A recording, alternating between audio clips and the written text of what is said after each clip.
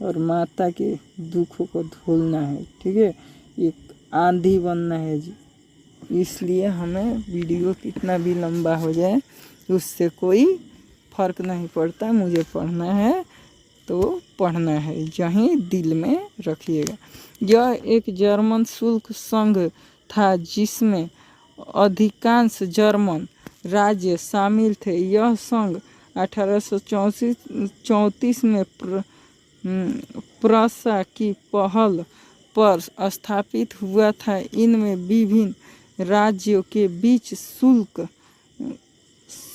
अवरोधों को समाप्त कर दिया गया और मुद्राओं की संख्या 2 कर दी गई, जो पहले 20 से भी अधिक था। यह संघ जर्मनी के आर्थिक एकीकरण का प्रतीक था, यानी जो इसमें विकास हुआ इसी के माध्यम से हुआ।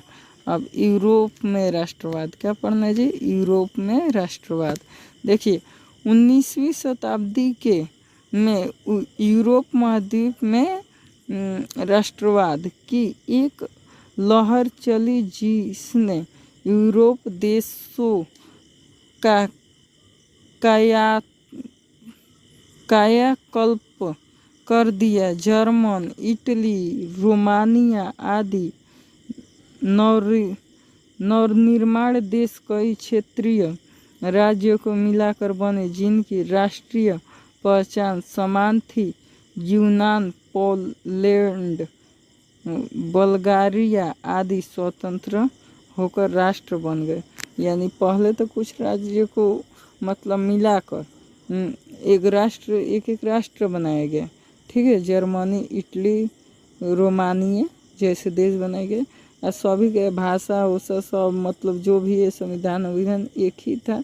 बाद में इसको बांटकर अलग अलग कर दिया गया।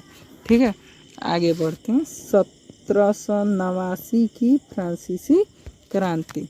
तो 1789 की फ्रांसीसी क्रांति राष्ट्रवाद की पहली स्पष्ट अभिव्यक्ति थी। इसने फ्रांस में राजतंत्र समाप्त कर प्रभुसत्ता फ्रांसीसी नागरिकों को सौंपी। किसको सौंपी? तो फ्रांसीसी नागरिकों को।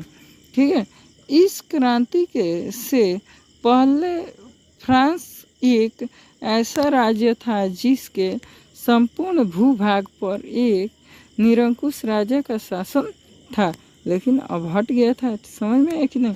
अब फ्रांसीसी क्रांति के आरंभ से ही फ्रांसीसी क्रांतिकारियों ने ऐसे अनेक कदम उठाए जिनसे फ्रांसीसी लोगों में एक सामूहिक पहचान, राष्ट्रवाद की भावना पैदा हो सकती थी।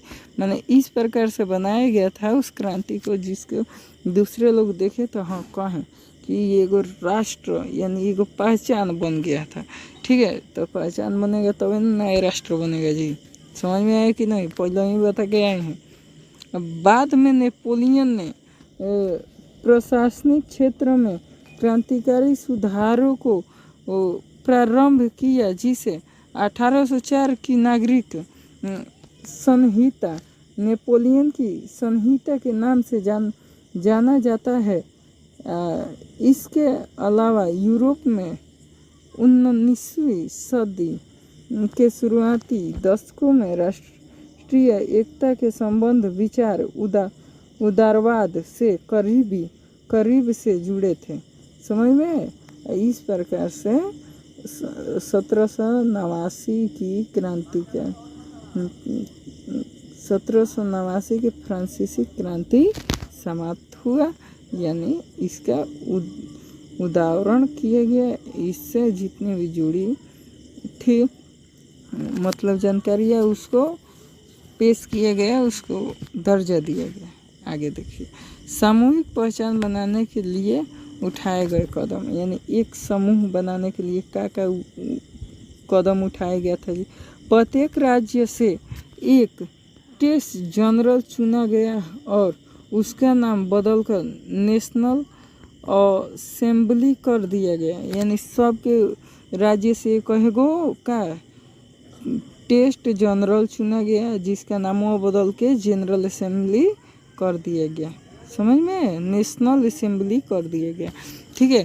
फ्रेंच भाषा के को राष्ट्रभाषा घोषित कर दिया गया। फ्रेंच जो भाषा था उसको राष्ट्रभाषा घोषित किया गया।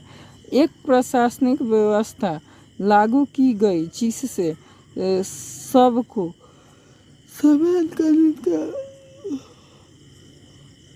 अनुभव हो, यानी एगो ऐसा नियम लागू किया गया व्यवस्था जिससे समान कानून, एक समान कानून पूरे उस कमिटी के लोगों के अंदर दिखे। समझ में। आगे चलिए, आगे बढ़ते हैं कि तीसरा का था जी। तो तीसरा था कि आंतरिक आयात निर्यात सीमा शुल्क समाप्त कर दिया गया और भार तथा माफ की एक सामान्य व्यवस्था लागू की गई। यानी वजन करके कोई टैक्स देना रहता था, इसके अलावा सब टैक्स को ख़त्म किया गया। स्कूल और कॉलेज के छात्रों द्वारा भी समर्थन के रूप में क्लब का गठन किया गया जिनका नाम दिया गया जैकोबिन क्लब। यानी स्कूल और छात्र के जो बच्चे थे सब ने एक आंदोलन शुरू किया जिसके का जैकोबिन क्लब नाम दिया गया। याद रखना जैकोबिन क्लब क्या है जी। तो स्कूल और कॉलेज के छात्रों द्वारा क्या जी 1889 के क्रांतिकारी में क्या लिए गए, यानी समर्थन किया गया था, जिसको क्या जी जिस गठन को जैकोबिन क्लब कहते हैं। हालांकि ये क्वेश्चन पूछ सकता है। समझ में। आगे देखिए, फ्रांस की आर्मी ने समर्थन के तौर पर एक विदेशी क्षेत्र में भेज दिए गए जिससे राष्ट्रवादी भावना और बढ़ती चली गई। यानी दूसरे देश में फ्रांस के आर्मी को भेज दिया गया जिससे राष्ट्रवाद की भावना और आगे बढ़ता गया। समझ में। आगे देखिए भाई, इतिहास से थोड़ा तो टाइम लेगा ही। चलिए, फ्रांसीसी क्रांति एवं राष्ट्रवाद की विशेषताएं। यानी सावधान आधारित शासन। कैसा शासन था? सावधान, समानता, स्वतंत्र, बंधुत्व जैसे विचार। ठीक है। नया फ्रांसीसी तिरंगा झंडा, यानी फ्रांस के नया झंडा उसमें। नेशनल असेंबली का गठन। समझ में। आंतरिक आयात निर्यात शुल्क समाप्त, यानी देश के अंतर कोनो भी सामान लाना और ले जाने में कोनो शुल्क नहीं लगेगा, इसको समाप्त। माप तौल की एक समान व्यवस्था है। ठीक है। आगे, फ्रेंच को राष्ट्र की साझा भाषा बनाया गया, जैसे भारत की क्या है जी हिंदी। समझ में। आगे, नेपोलियन का शासन काल। ठीक है। नेपोलियन के शासन काल, जब नेपोलियन फ्रांस पर अपना शासन चलाना शुरू किया तो उन्होंने प्रजातंत्र को हटाकर उन्हें राजतंत्र को स्थापित कर दिया। यानी प्रजातंत्र यानी यानी वोटिंग का जो मतलब का जी वोटिंग का जो प्रथा था उसको हटा दिया और राजतंत्र लगा दिया, यानी तानाशाही के काम किए जी। नेपोलियन के समय ही व्यापार आवागमन एवं संरचना में बहुत ज़्यादा विकास हुआ। यानी जितना प्रकार के व्यापार होता है उसमें बहुत विकास किया।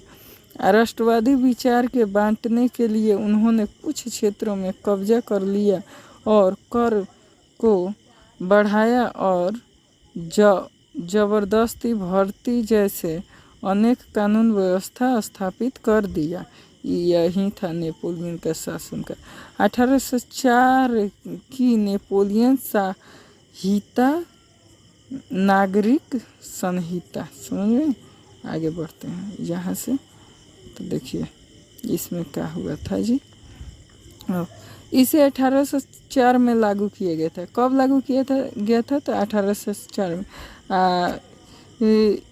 इसने जन्म पर आधारित विशेषाधिकारों को समाप्त कर दिया। इसने न केवल न्याय से के समक्ष समानता स्थापित की बल्कि संपत्ति के अधिकार को भी सुरक्षित किया। यानी ये बहुत सारे ये नियम लाने से जनता को बहुत फायदे हुए। आगे देखिए 1800 का खुल जा रहा है भाई। 1804 की नागरिक संहिता की विशेषता, यानी इसके विशेषता क्या है? जन्म पर आधारित विशेषाधिकारों की समाप्ति, यानी जन्म पर जौन आधारित विशेष अधिकार था, विशेष अधिकार उसको हटाया गया। कानून के सामने समानता एवं संपत्ति को अधिकार को सुरक्षित किया गया। प्रशासनिक विभाजनों को सरल बनाया। ठीक है। सामंती व्यवस्था को समाप्त किया गया। किसानों के भू दासत्व और जागीरदारी शुल्कों से मुक्ति, यानी जौन भू कर देना पड़ता था उससे मुक्ति दिलाया गया। शहरों में कारीगरों के श्रेणी संघों के नियंत्रणों को हटा दिया गया। ठीक है, ये सब 1804 के क्रांति में हुआ था। आगे जागीरदारी क्या है जी? जागीरदारी।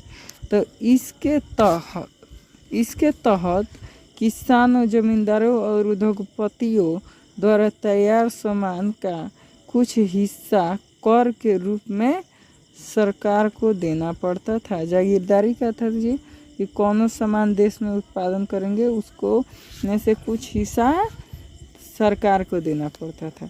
ठीक है, आगे देखिए रूढ़िवादी, ऐसे राजनीतिक दर्शन जो परंपरा स्थापित संस्थानों और रिवाजों पर जोर देता है और तेज बदलाव की बजाय क्रमिक और धीरे धीरे विकास को प्राथमिकता देता है। यानी रूढ़िवादी क्या करता है कि तेजी से जो विकास होगा उसको नहीं देता है, जो धीरे धीरे विकास होगा उसी को प्राथमिक अधिकार देता है। समझ में? यानी एक प्रकार से ये रूढ़िवादी भी गलत था। आगे 1815 के उपरांत यूरोप में रूढ़िवाद, यानी 1800 उपरांत यानी बाद में 1815 में नेपोलियन की हार के उपरांत यूरोप की सरकारों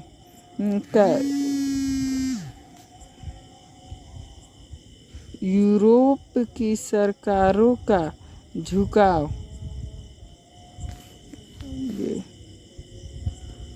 यानी यूरोप की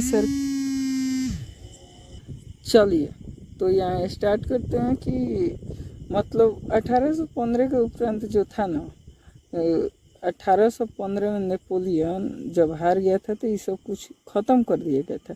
इसके बाद यूरोपियन सरकार पारंपरिक संस्थाएं और परिवार को बनाए रखना चाहते थे। यूरोपियन की सरकार जो था अपना सरकार का दबदबा बनाया रखना चाहता था। ठीक है, आगे देखिए तीसरा पॉइंट भी दिया है। तो तीसरा पॉइंट है, इसके लिए उन्होंने नेपोलियन के समय जितने भी बदलाव हुए थे उन सब को खत्म कर दिया गया, जिसके लिए एक समझौता किया गया जिसका नाम या वियना समझौता या वियना संधि कहा जाता है। ठीक है, अब वियना कांग्रेस वियना कांग्रेस।